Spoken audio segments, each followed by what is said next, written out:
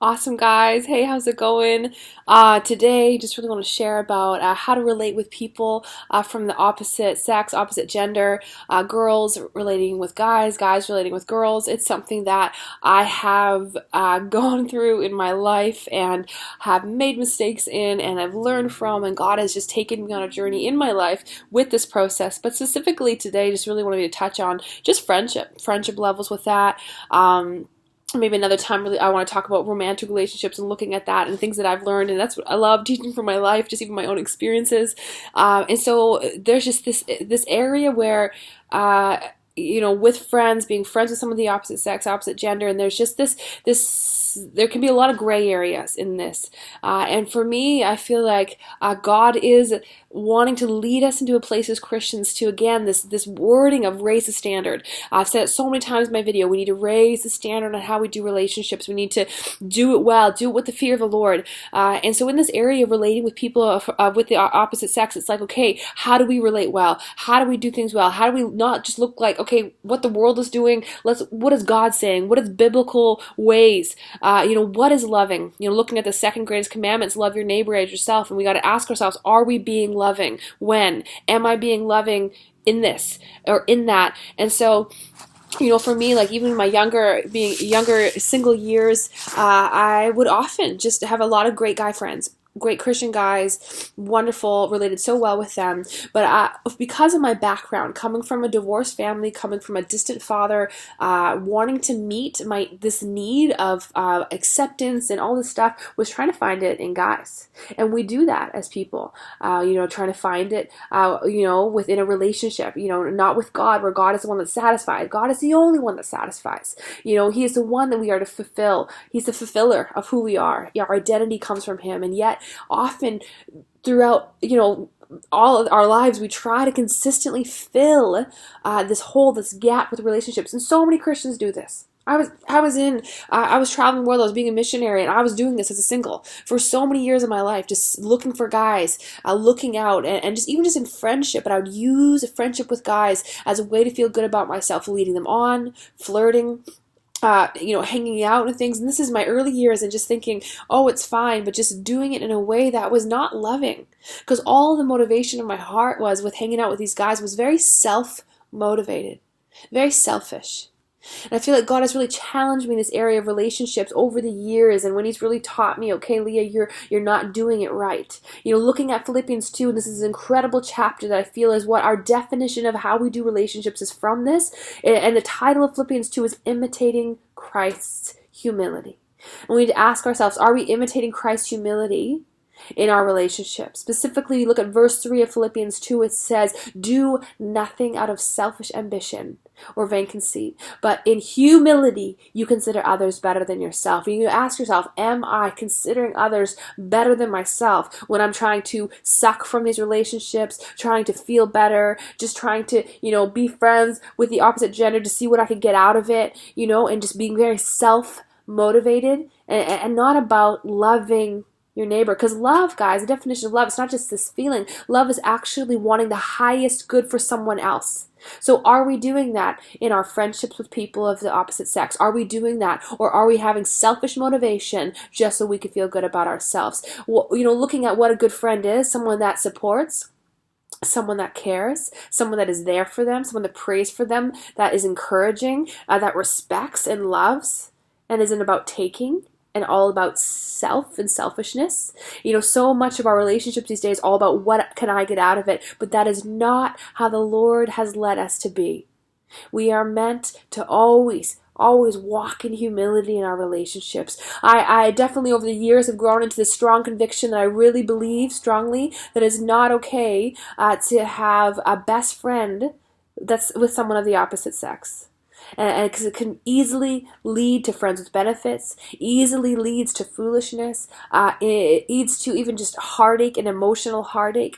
When we have a lot of alone time with someone, there can be a lot of emotional heartache that comes from that, and just from where your expectations are for a relationship to develop, but then theirs isn't, and there's confusion, there's a lot of gray. And I feel like God says in relationships, it is this thing of raising the standard, but also God is about minimizing pain. Okay, a biggest pain that comes in our lives is from relationships. Okay, and it's from us doing them by our own means and not, in a sense, always directed from what the Lord has called us to be. So, minimizing foolishness, minimizing pain, it is this thing of safety and wisdom in how we do it. So, I really believe that it's not okay, just as friends, you're just friends hanging out, someone of the opposite gender, it's not okay just to hang out with that person one-on-one. Really, I strongly feel it. Really seen it where people have made mistakes in it, where there's been, we get attached really easily, and we get attached to people more easily than we think. Yeah, and we think, oh no, I'm strong enough. No, they're just my friend. It's not a big deal. But actually, you don't know what's going on in the other person, but you actually don't even know what's sometimes going on in your own heart until it's too late. And so there's this wisdom where we need to live above reproach and not just walk into it foolishly like, oh, I'll just have coffee with this guy and that guy, and we'll just kind of, or if you're a guy with a girl, like, oh, it's fine, whatever. And I feel like God is saying, okay, well, let's minimize pain and confusion, because God is not a God of confusion, and let's do it with wisdom. Yeah, if you want to be friends with people that are of the opposite gender, which is awesome, we need it. We need each other. Guys and girls, we're meant to be friends. It's normal. This is how it is. But just bring someone else along.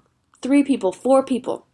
Okay, that's just healthy community. There's healthy relationship there as Christians, to not cause foolishness, and to just being aware of what we're, aware of how we're handling things, and it's being aware of where you're at and where you are. Like, you're not, something that's people can often do is like be late at night in the office with a guy, or at your house you're hanging out with a guy or a girl, just the 2 of you, or there's such areas where we just think, oh, it's fine, it's normal going out for coffee, it's normal, it's what people do. But then it's like, okay, why is there so much adultery in the world? Why are those marriages breaking up? Why is that pastor running away with the secretary? Why do we keep seeing this stuff happen? It's because we put ourselves in situations that we shouldn't be. That we should be living in great wisdom in how we do things, and not think that, the pride of I'm okay, or I'm the exception, or I'm different. Where Jesus is saying, please be wise. Let's do our relationships with great wisdom, with great love, and with respect. And to not, you say, okay, I'm not even going to go there.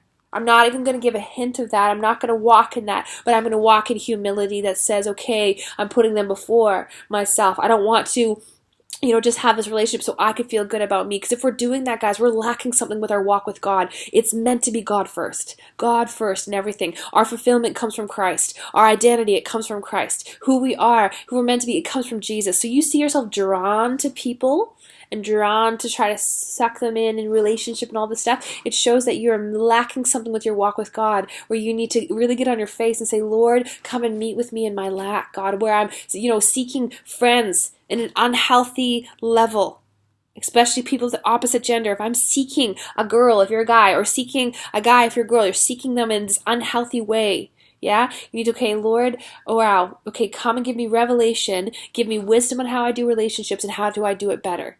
Let's live out the second greatest commandment with great fear and trembling. Let's do it well. Let's love and respect each other.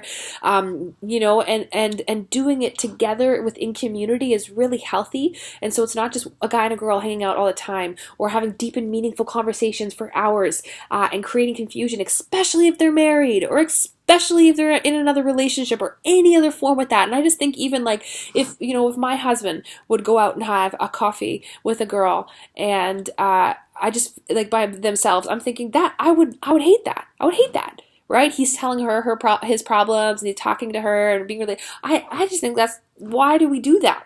When we're singles, we think it's okay to do that. Why though?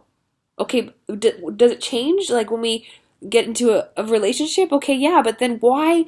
But there's something missing there, and I feel that there's this disconnect. As singles, we're just, okay, desperately trying, okay, we need to get married, we need to find someone, but in that you mix up with foolishness, where God is saying no, patience and trust in Him for what He wants to do, but also great wisdom on how you relate with others. And people of the opposite gender, please take caution, take wisdom. Read Philippians 2. Okay, Lord, what are you teaching me through this? Am I self-seeking and self-motivated in this relationship, or am I, okay, about them, and how do I love them and respect them?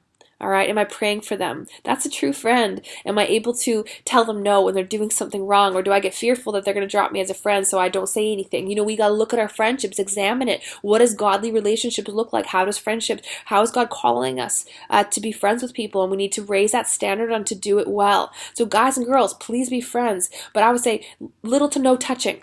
Okay?